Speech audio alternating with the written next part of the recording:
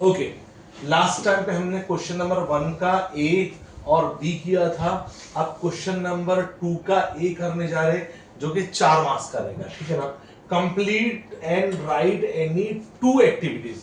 हम लोग को कोई से भी कितनी एक्टिविटी करने का है? कोई भी 2 एक्टिविटी करने का, सबनी चारों नहीं करने का, ठीक है।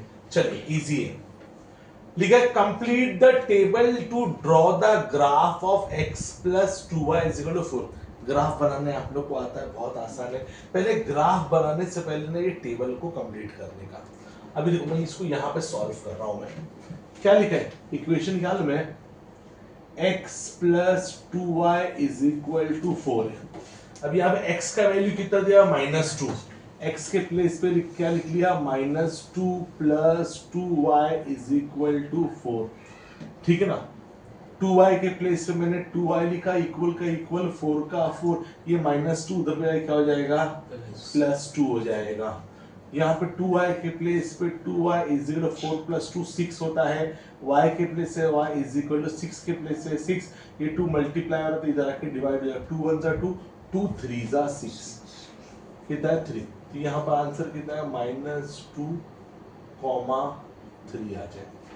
इजी वे में सॉल्व हो गया। उसी तरीके से एक और बॉक्स को हम लोग को फिल करने का है बेटा, ठीक है ना। सेम इक्वेशन, ठीक है ना बेटा। सेम इक्वेशन वापस से लिखता हूं मैं इधर पे, x plus 2y is equal to 4।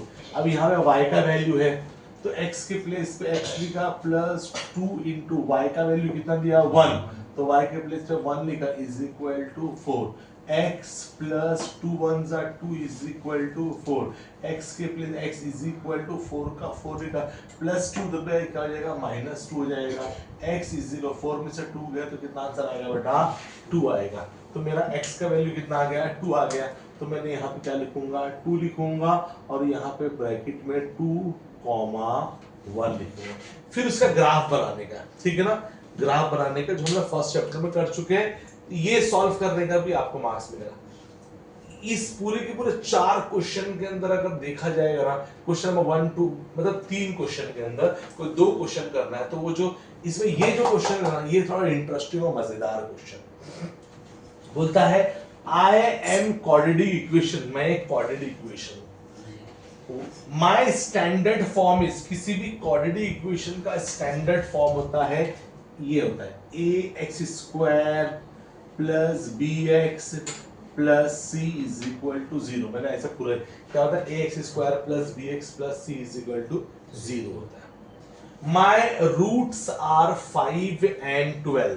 5 and 12 root क्या होता है? यानी alpha is equal to 5 and beta is equal to 12, ये उसके रूट्स है, अल्फा एंड बीटा। क्वेश्चन वाला होता है sum of my root. Sum of my root का मतलब क्या होता है?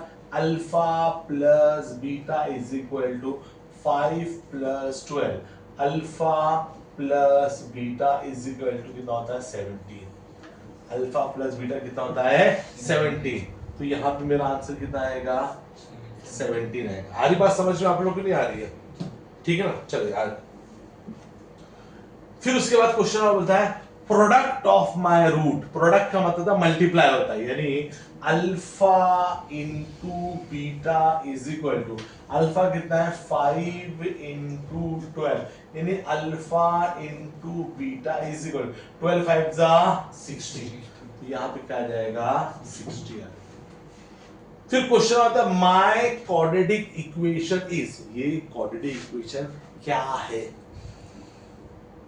अगर मेरे को अल्फा इंटू बीटा मालूम पड़ गया है और अल्फा प्लस बीटा मालूम पड़ गया है, तो मैं ये क्वाड्रेटिक इक्वेशन क्या होगी, मुझे क्वाड्रेटिक इक्वेशन फाइंड आउट करने का। कुछ याद आ रहा आप लोगों को लिखने का? मैं बताता हूं, x² plus 17x plus 60 is equal to 0। x² plus 17x plus 60। किसी को समझ में आया? समझ में आया? किसी को नहीं समझ आया? सर आपने डायरेक्टली लिख दिया x² प्लस 17x प्लस 60, कैसे आएगा?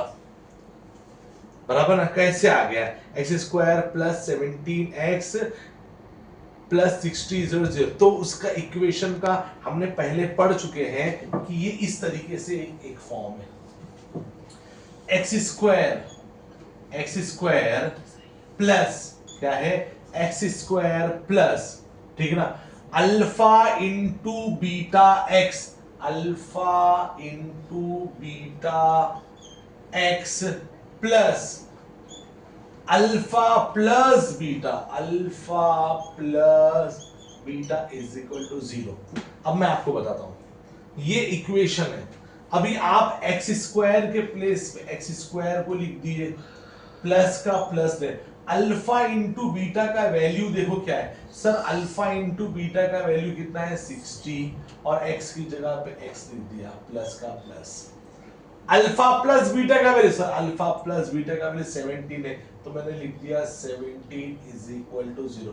तो क्या नहीं लगता है वही आया, सिर्फ x square plus x square, अच्छा पलट गया ये, ठीक है ना, एक्स स्क्वायर प्लस नहीं, अल्फा प्लस बीटा है, अल्फा प्लस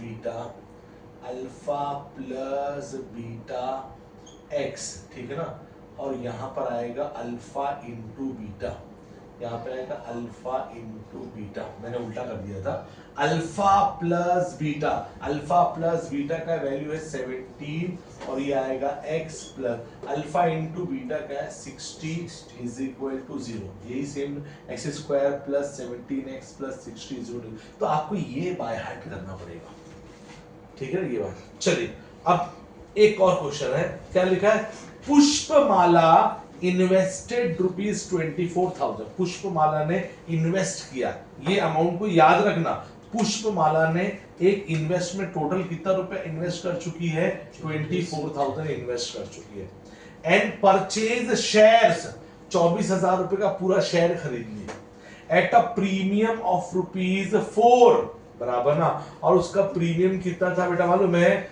4 रुपए का था, ठीक है ना, और complete the following activity to find the number of shares she purchased, ठीक है ना। अब यहां पर दिखा फेस वैल्यू उसका 20 है, फेस वैल्यू यानी शेयर का भाव 20 रुपया है और उसका प्रीमियम कितना है, 4 रुपया है, ठीक है ना। अगर मार्केट का वैल्यू मालूम करना पड़ेगा तो लिखा है मार्केट वैल्यू मालूम करने के लिए फेस वैल्यू के अंदर क्या प्लस करना पड़ेगा, प्रीमियम को प्लस करना पड़ेगा, ठीक है ना।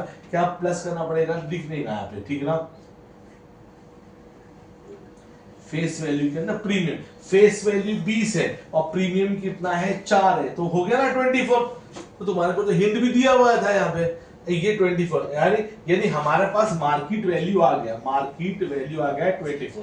अब आगे लिखा हुआ है नंबर ऑफ शेयर्स, अगर आपको कितने नंबर ऑफ शेयर मालूम करने का है, टोटल इन्वेस्टमेंट, सर उसने टोटल इन्वेस्ट करी 24,000 रुपए लिखा हुआ है, अपॉन मार्केट वैल्यू, देखो ना मार्केट वैल्यू कितना आया 20 प्लस 4 24, तो आपने यहाँ पे क्या लिखने का है 24। अब क्या करने का है, 24,000 को डिवाइड करने का है 24 से, अगर 24,000 को 24 से डिवाइड करेंगे तो 24 1 सा 24, 24 1 सा 20, ये 3 0 ऊपर आ गया, तो यदि उसने कितने शेयर्स परचेज करके रखे थे, 1000 शेयर परचेज करके रखे।